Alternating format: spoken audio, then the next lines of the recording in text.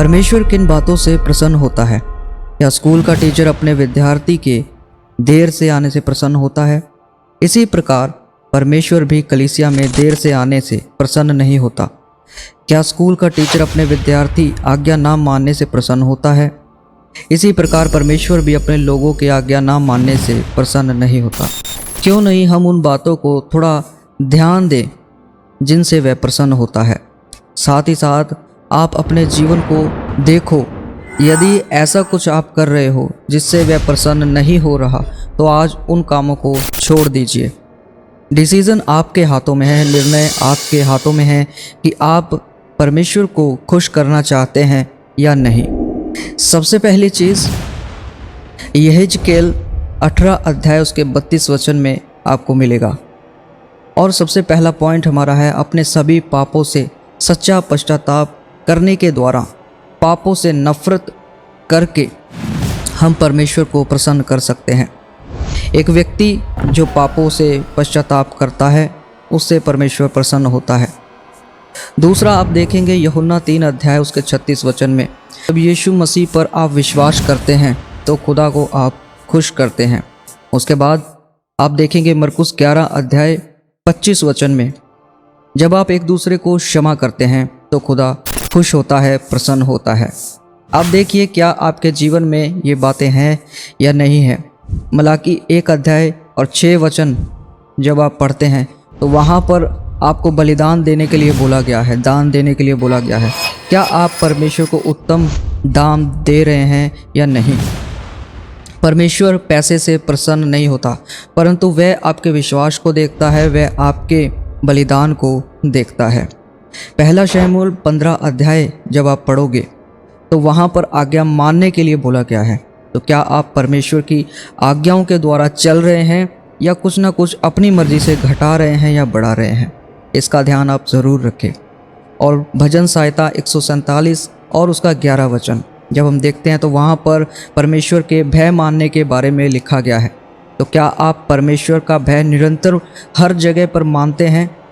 जैसे कि यूसुफ ने भय रखा अपने जीवन में और उसको व्यभिचार करने के लिए बोला गया तो वह वहाँ से भाग गया।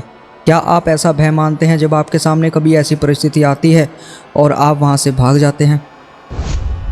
इसके बाद आपको मिलेगा इब्रानियों 13 अध्याय 16 वचन, भलाई और उदारता करने के द्वारा आप परमेश्वर को प्रसन्न करते हैं।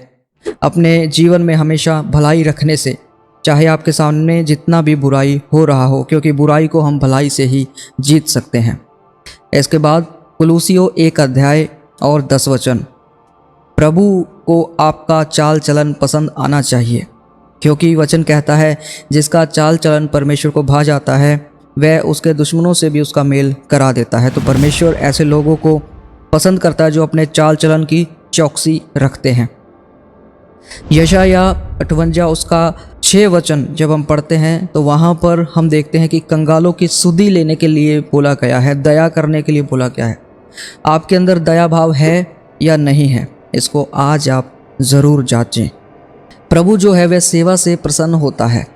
क्या आप प्रतिदिन कुछ ना कुछ परमेश्वर के लिए करते हैं या नहीं करते हैं, और वह भी ईमानदारी के साथ, सच्चाई के साथ, क्योंकि जहाँ ईमानदारी है, सच्चाई है, वहीं परमेश्वर की खुशी है।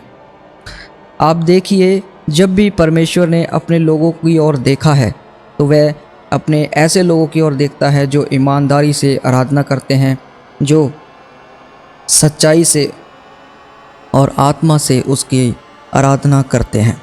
यदि आप परमेश्वर को प्रसन्न करना चाहते हैं तो आप अपने शरीर के अनुसार या उसकी अभिलाषाओं के अनुसार ना चले, ना नशा करे, ना सिगरेट पिए, ना तंबाकू खाए, ना बुराई करे, ना लड़ाई करे, ना व्यभिचार करे, ना मूर्ति पूजा करे, परंतु प्रभु को खुश करने के लिए वह सब काम करे जो बाइबल हमें बताती है।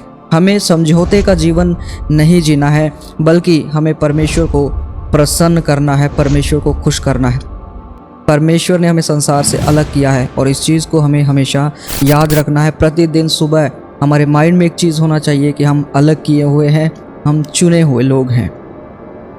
यदि आप परमेश्वर को प्रसन्न करना चाहते हैं तो आप संसारिकता के अनुसार कार्य ना करें, परमेश्वर के कामों में लगे रहें, उसकी संगति करें और परमेश्वर ने जो आपके लिए ठहराया है वैसा उसकी सेवा करते रहें।